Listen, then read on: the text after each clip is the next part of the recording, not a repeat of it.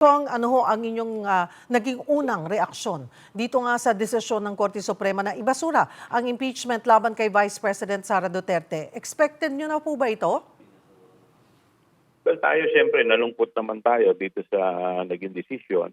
Pero bagamat tayo ay hindi sumasang-ayon, pero siyempre tayo naman po ay susunod sa naging desisyon ng Korte Suprema bilang respeto po dito. Pero ito po ba, Kong, ang sabi nyo nga po ay susunod, kung meron ibang maghain, I mean as a lawyer too, na kayo po, ay pwede pa rin i-apila itong desisyon ng Korte Suprema?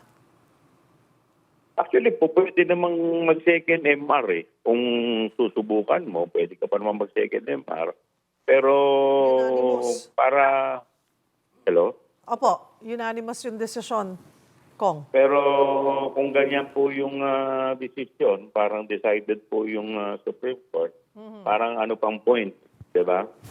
Anyway, ang isa lang naman na maganda dito, hindi naman sila nag-touch doon sa substance, kundi purely technicality yung naging desisyon po nila.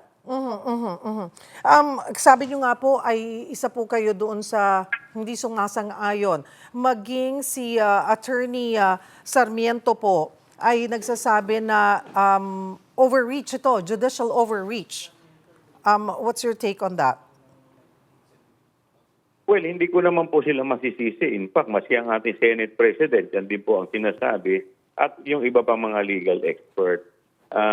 Kaya nga po, tayo po talaga nalungkot dito sa naging desisyon. Bagamat narinig ko kanina, sinasabi na hindi naman daw talaga nag-set ng bagong rules, nililinaw lamang po.